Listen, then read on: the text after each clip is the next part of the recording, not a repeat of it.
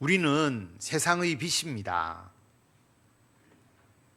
세상은 어둠이고 세상은 날이 갈수록 점점 더 어두워집니다.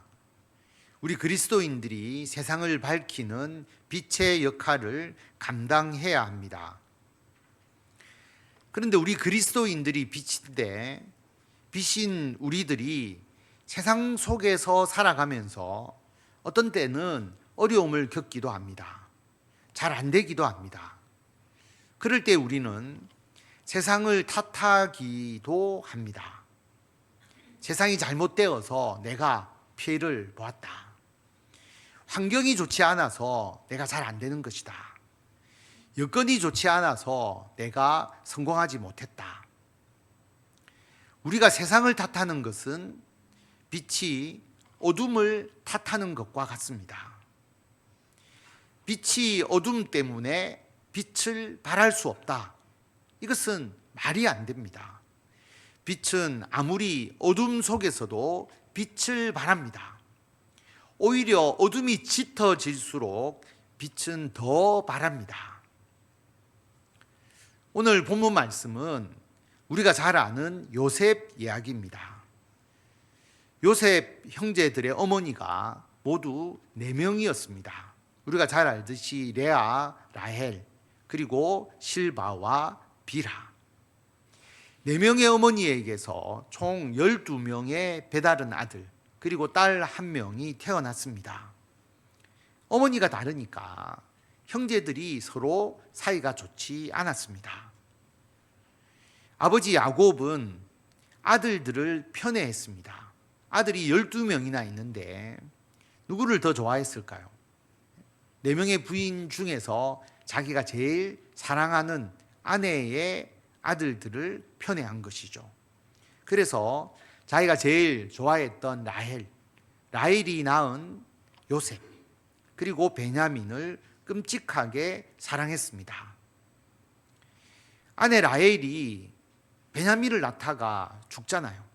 그러니까 아내는 없고 그 아내가 낳은 요셉과 베냐민에게 더욱 집착할 수밖에 없었죠. 아버지의 편애가 형제들 간의 미움과 반목을 더욱 부추겼습니다. 요즘으로 보면 문제가 있는 가정이라고 볼 수가 있습니다. 그래서 형들이 요셉을 노예로 팔아버리죠. 여러분, 아무리 동생이 밉다고 해도 동생을 노예로 팔아버리는 형들이 어디 있겠습니까? 그만큼 아버지의 편애가 심각했다고 보면 됩니다. 또 한편으로는 아무리 아버지의 편애가 심했다 하더라도 요셉이 어려서 철없이 행동하는 부분이 있었다 할지라도 어떻게 형들이 요셉을 노예로 팔아버립니까? 굉장히 악독한 것이죠. 가정 환경이 좋지 않았습니다. 요셉은 이집트의 친위대장, 경호대장이라고 볼 수 있죠. 보디발의 집에 종으로 팔려서 가게 됩니다. 집을 떠나서 다른 나라로 가서 팔려가서 종이 되었다. 그의 환경은 매우 열악했습니다. 어떻게 보면 인생이 끝난 것이죠. 요셉의 인생은 실패했다고 봐야 합니다.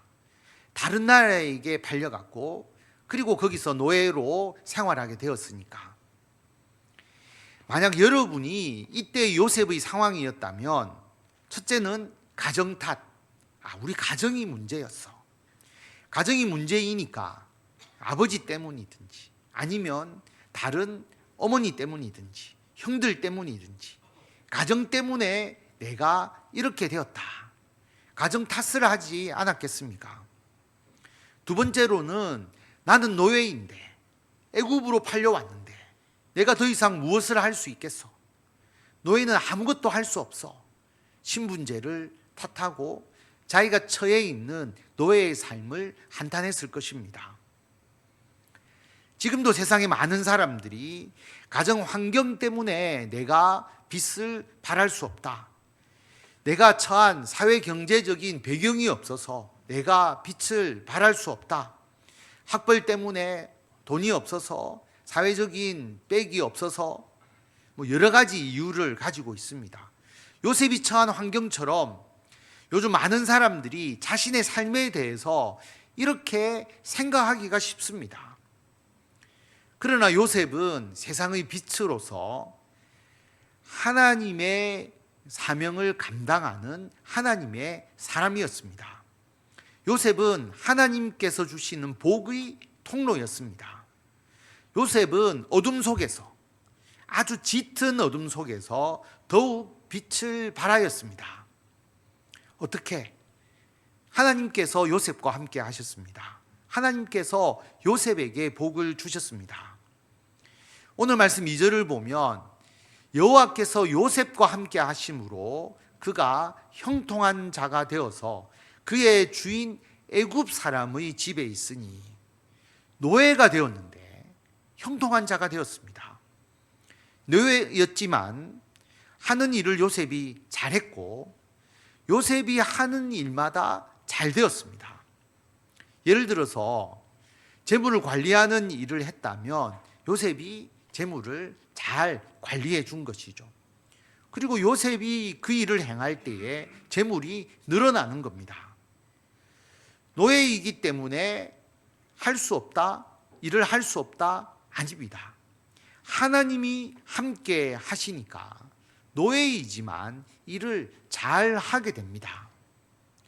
그의 주인이 여호와께서 요셉과 함께 하심을 보며 또 여호와께서 요셉의 범사에 형통하게 하심을 보았더라. 애굽 왕의 경호대장 보디발, 노예가 얼마나 많았겠습니까? 그런데 요셉이 일을 잘하고 요셉이 일을 할 때 맡은 일마다 결과가 더 좋아지니까 주인의 눈에 든 것입니다. 그런데 요셉이 성실하게 일을 잘하는 것도 있지만 불가능하게 이루어지는 일들이 이루어지는 것을 보면서 주인 보디발의 입장에서는 이것은 요셉이 믿는 하나님의 도움이었다는 것을 인정할 수밖에 없었습니다. 골프 선수 최경주 골프 선수, 유명한 남자 골프 선수가 있죠. 이 최경주 선수가 50세에 갑상선 암에 걸립니다. 투병 생활을 하게 되죠. 수술을 받았고 몸무게도 79kg까지 빠졌는데요. 운동선수로서 13kg가 빠졌습니다. 수술을 받고 나니까 근육도 많이 빠졌습니다. 그래서 골프 선수 그 드라이버 속도를 재보니까 원래 111마일까지 나왔다라고 하는데 아무리 쳐도 102마일 정도밖에 나오지 않더라라고 하는 겁니다. 나이도 50이 넘었으니까, 나이도 들었고 암으로 고생을 했으니까 골프 선수로서는 이제 성공하기 어렵다 생각할 수밖에 없는 것이죠. 나이가 들어서 나는 이상 안 돼. 암이 걸렸기 때문에 나는 안 돼. 그런데 작년 2024년 5월에 한국 프로골프대회 KPGA의 최고령 우승을 차지했습니다. 최경주 선수가 앞서다가 마지막 부분에 실수를 해서 동점이 되고 연장전에 들어가게 됩니다. 연장전에서 최경주 선수가 두 번째 샷을 날렸는데 그것이 원래 이 골프장 잔디 그린이라고 하죠. 그 그린 위에 떨어져야 그 다음 이걸 잘 칠 수가 있어서 이기게 되는 것이거든요. 그런데 그린을 벗어나 버렸습니다. 이 그린을 벗어나게 되면 문제가 되게 되는데 이 벗어난 공이 어디에 떨어졌느냐 하면 한 1.5m 정도 되는 저 섬에 그 공이 떨어진 거죠. 옆에 연못이 있는데 연못에 빠지지 않고 그 1.5m 되는 섬에 공이 떨어졌는데 보통은 튕겨서 빠지게 되는데 튕겨서 빠지지 않고 이 섬에 공이 딱 안착한 것입니다. 그래서 잘못 날아가는 순간 이제 졌다라고 생각했는데 이 섬에 공이 잘 안착해 있었고 그리고 이 섬 안에 서서 세 번째 샷을 날리고 홀컵 옆에 붙이게 되고, 그래서 상대편 선수하고 똑같이 파 세이브에 성공하게 되어서 두 번째 연장으로 가게 됩니다. 이 두 번째 연장전에서 최경주 선수는 실수 없이 했고, 상대편 선수는 잘못 친 공이 그린 밖을 벗어나게 되어서 최경주 선수가 우승하게 됩니다. 우리나라의 최고령 우승이었습니다. 경기 직후 신문 기사를 보면 최경주 선수는 눈물을 글썽이면서 한동안 말을 잇지 못했고요. 그 최경주 선수는 이렇게 언론에 고백을 합니다. 너무 기쁘고 하나님의 은혜가 아니면 이것은 설명하기 어렵다. 연장 첫 홀 두 번째 샷이 자신은 물에 들어갔다라고 생각했다는 거죠. 그런데 나중에 보니까 공이 죽지 않고 그 조그만 1.5m 정도 되는 그 아일랜드에 들어가 있었다라고 하는 겁니다. 그래서 그 언론사에게 이런 이야기를 했죠. 이 작은 섬을 KJ 최 아일랜드, 최경주 아일랜드라는 이름을 붙여주고 싶다. 나중에 실제로 이 섬은 이 이름으로 골프장의 섬에 이름이 붙여졌습니다. 이 의미가 최경주 선수가 우승할 기념이 아니라 최경주 선수는 이 아일랜드를 하나님의 기적이다. 자기가 나이가 들었고 암에 걸려서 더 이상 골프를 할 수 없을 것이라고 생각했는데, 그리고 자기가 실수를 해서 연장전에서 이길 수 없을 것이라고 생각했는데 하나님께서 함께 하셔서 이 아일랜드를 통해서 자신이 최고령 우승을 하게 해 주신 것, 그것을 기억에 남기고 싶다라고 하는 거죠. 많은 사람들에게 알리고 싶다. 그래서 KJ 최 아일랜드라고 하는 이름이 붙여졌습니다. 옆에 있는 사람은 캐디와 그래서 이 섬에서 기념 촬영을 했습니다. 오늘 말씀 4절에 보면 요셉이 그 주인에게 은혜를 입어서 그 주인을 섬겼는데 너무 일을 잘하니까 요셉을 가정 총무로 삼고 자기의 소유를 다 요셉의 손에 위탁합니다. 그런데 보디발이 요셉에게 자기의 집과 모든 소유물을 주관하게 한 때부터 하나님께서 요셉을 위하여 이 애굽 사람 보디발의 집에 복을 내리시니까 하나님의 복이 보디발의 집, 보디발의 밭, 모든 소유에 미치게 됩니다. 비록 요셉은 종으로 팔려갔는데 요셉이 빛이었고 요셉이 하나님께서 주시는 복의 통로였기 때문에 요셉이 복을 받았습니다. 더욱더 놀라운 것은 요셉 때문에 주인 보디발의 집과 소유도 복을 받게 된 것입니다. 성도 여러분, 빛은 어둠을 탓하지 않습니다. 아무리 어두운 곳이라고 해도 빛은 오히려 더 밝게 빛납니다. 그리고 어둠을 걷어내고 밝은 광명이 나타나게 합니다. 보디발의 노예이기 때문에 요셉이 복을 못 받은 게 아니라 오히려 요셉 때문에 주인 보디발이 복을 받게 됩니다. 성도 여러분, 우리가 빛이다, 이것을 깨닫지 못하면 자꾸 다른 사람 때문에, 이것 때문에, 저것 때문에 그렇게 핑계를 대게 됩니다. 이것 때문에 안 된다, 이것 때문에 실패했다, 이것 때문에 내가 운이 없다. 그런데 내가 세상의 빛이다, 이것을 믿으면 어떤 상황 가운데서도 어둠을 밝힐 수 있습니다. 이후에 요셉이 보디발의 아내로 인해서 억울하게 감옥에 가게 되지 않습니까? 보디발의 아내가 노예인 요셉을 유혹하는 것을 피하고 뿌리치니까 보디발의 아내가 오히려 요셉이 자신을 욕보이려고 했다고 거짓말해서 요셉이 감옥에 갇히게 됩니다. 안주인의 미움을 받아서 노예가 감옥에 갇힌 것이죠. 이제 정말 완전히 끝입니다. 절망적인 순간입니다.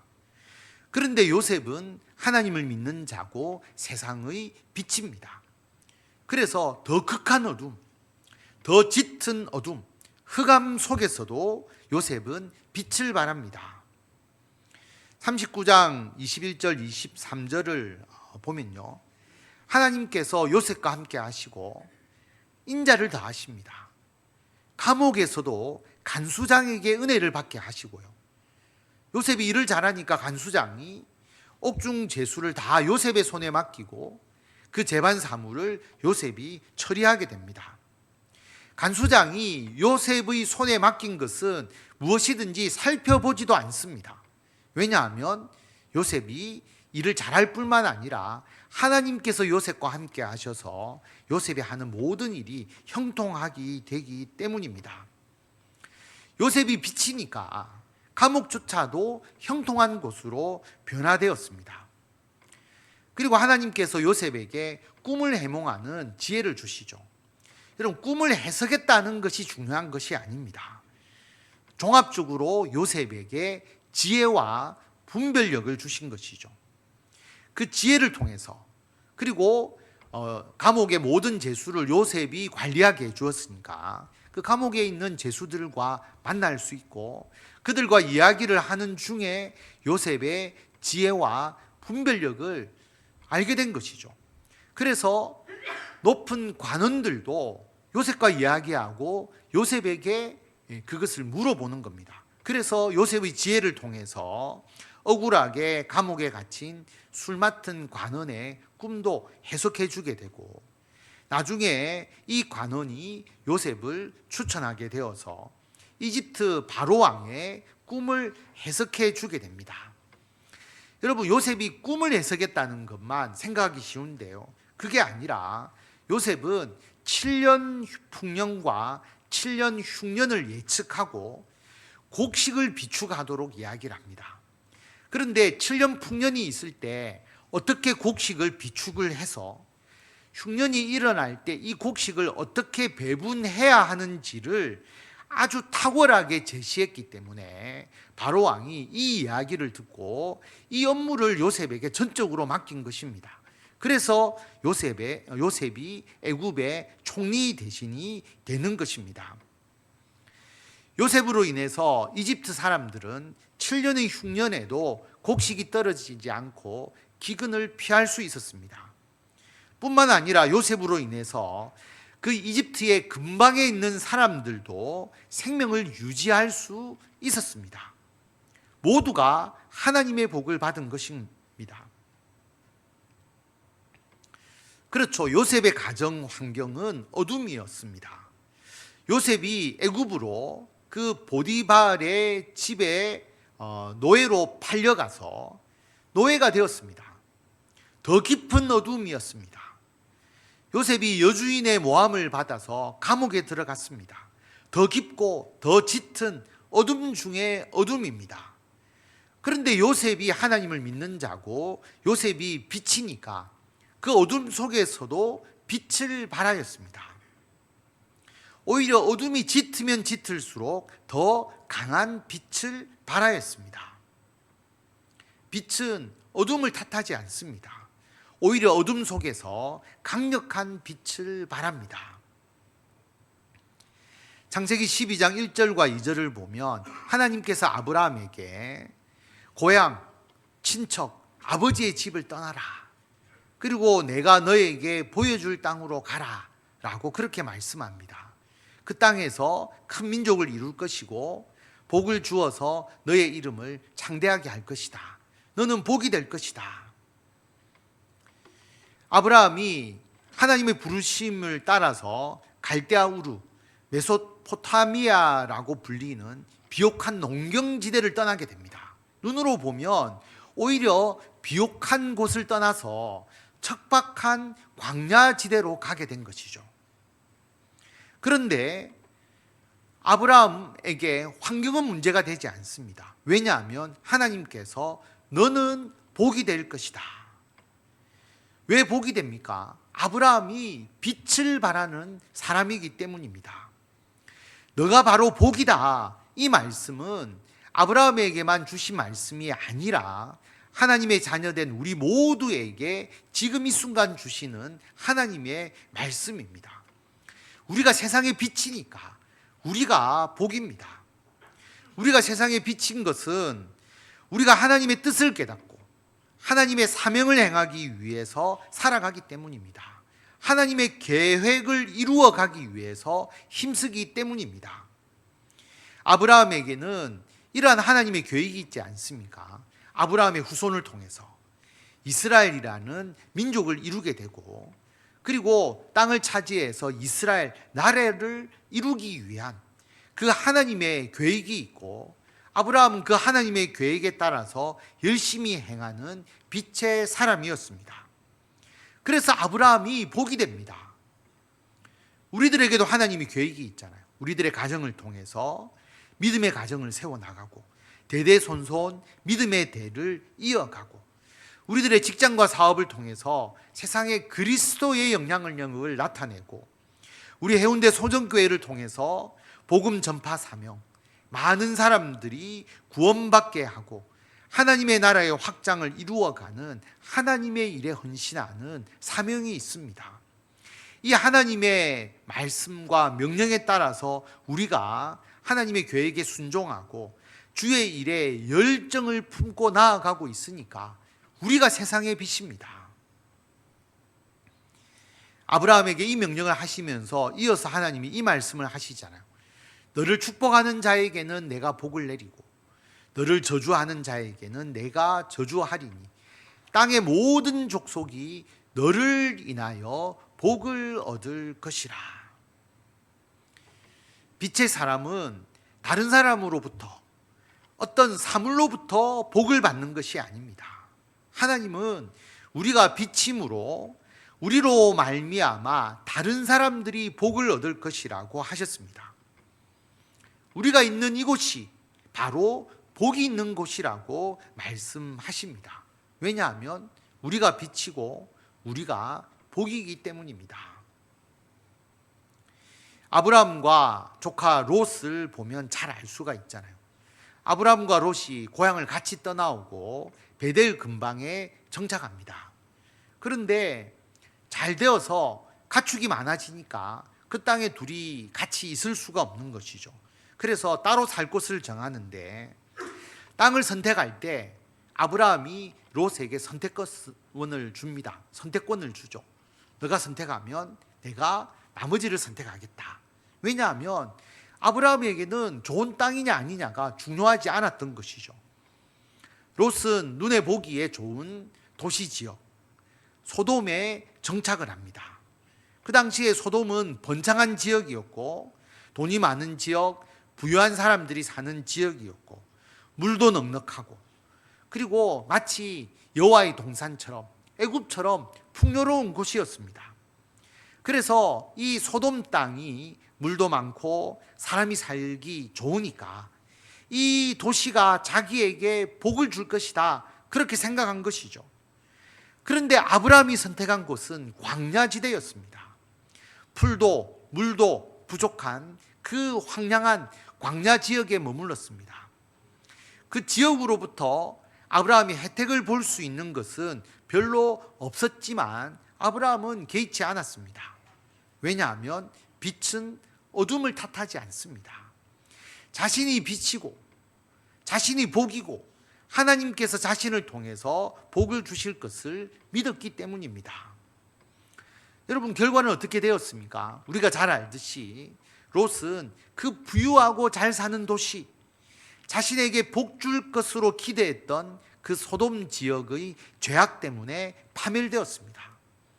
도시는 다 파괴되고 롯은 모든 것을 잃고 겨우 몸만 빠져나오게 됩니다. 반면 아브라함은 하나님으로부터 복을 받아서 그 후손들이 번성하고 믿음의 조상이 되었고, 그가 사는 광야 지역, 그가 처음 택했던 광야 지역은 나중에 젖과 꿀이 흐르는 땅, 약속의 땅으로 변화되었습니다. 사랑하는 성도 여러분, 우리는 환경을 탓할 필요가 없습니다. 가정 형편, 학벌, 내가 사는 곳, 나의 부모, 자녀, 어떤 사람, 우리 사회, 어떤 나라, 우리들의 건강, 우리들의 연약한 것, 이러한 요인을 핑곗거리로 삼아서 우리의 처지를 한탄할 필요가 없습니다. 또 나에게 복이 되는 곳이 어디인지, 내가 복받을 수 있는 곳이 어디인지를 찾아서 전전하면서 조금이나마 내가 복을 더 받아보겠노라고 헤맬 필요도 없습니다. 빛은 어둠을 탓하지 않습니다. 당당하게 내가 빛이다, 내가 복이다, 빛이 어둠을 밝히듯이 하나님께서 나를 통해서 내 주변 사람들에게, 내가 속한 조직에, 내가 속한 사회와 나라에 복 주심을 확신하며 살아가시기 바랍니다. 나로 인해서 나의 가정이 복을 받고, 나로 인해서 내 이웃이 복을 받고, 나로 인해서 우리 교회가 복을 받고, 나로 인해서 우리 지역과 국가가 복을 받는 것을 확신하기 바랍니다.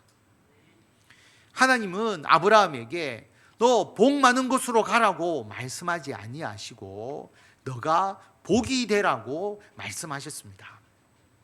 빛은 밝은 곳으로 가지 않고요, 오히려 어둠 속으로 가서 빛을 발합니다. 빛의 사람은 복 그 자체이므로 오히려 복이 없는 땅으로 가서 오직 하나님으로부터 흘러나오는 그 복을 자신이 누릴 뿐만 아니라 그 복을 주위 사람들에게 나누어 줍니다.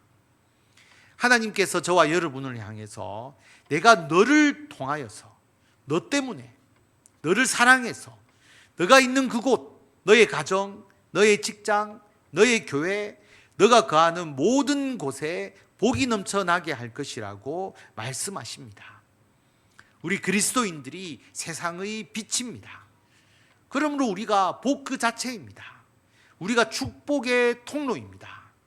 그러므로 성도 여러분, 하나님이 원하시는 곳에서 하나님의 일을 열심히 행하시면서 하나님의 놀라운 복을 풍성하고 충만하게 받아 누리고, 여러분과 함께 하시는 모든 사람에게 하나님의 복을 넘치도록 나누어 드리는 성도 여러분이 되시기를 바랍니다.